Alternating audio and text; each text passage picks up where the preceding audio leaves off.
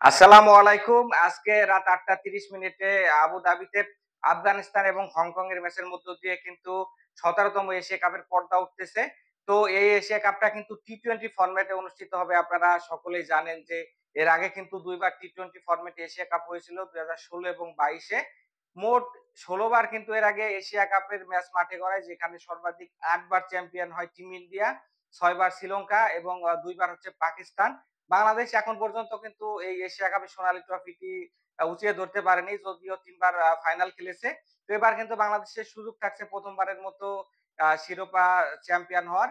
আফগানিস্তানও কিন্তু একবারও চ্যাম্পিয়ন হতে পারেনি। তারাও কিন্তু এবারে আসলে এই আসরটা নিজেদের করে নিতে চাইবে।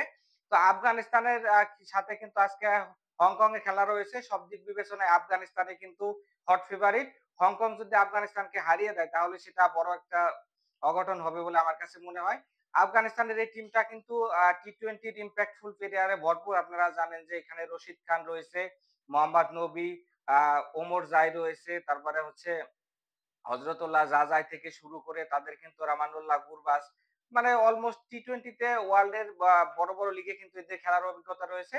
তো এই টিমটা কিন্তু যেকোনো টিমের কে হারিয়ে দিতে পারে। এখানে ইন্ডিয়া, পাকিস্তান, বাংলাদেশ এবং শ্রীলঙ্কার সব টিমকে কিন্তু হারিয়ে রাখার যথেষ্ট সামর্থ্য তাদের রয়েছে। তো হংকং এর সাথে তারা কিন্তু যেভাবে জিতে যাবে।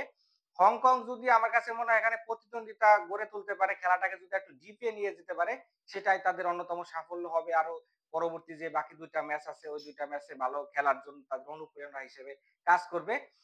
তো এই আসরে কিন্তু ২ টি গ্রুপে ভাগ হয়ে ৮ টা দল শিরোপার জন্য লড়বে। গ্রুপ এ তে ফেভারিট ভারত এবং পাকিস্তানের সাথে রয়েছে ইউএই এবং ওমান। গ্রুপটা বি আমার কাছে মনে হয় অনেকটা ডেড গ্রুপ, যেখানে হচ্ছে শ্রীলঙ্কা, আফগানিস্তানের সাথে বাংলাদেশ রয়েছে। এই ৩ টা টিমেরই কিন্তু আ সামর্থ্য রয়েছে সুপার 4 এ কোয়ালিফাই করার জন্য। এজন্য ২ টা কোন ২ টা টিম যাবে এটা কিন্তু প্রেডিক্ট করা মুশকিল। পার্টিকুলার ডে তে যারা ভালো খেলবে তারাই কিন্তু আমার কাছে যাবে বলে মনে হয়। হংকংকে ৩ টা টিমই হারিয়ে দিবে বলে আমি বিশ্বাস করি।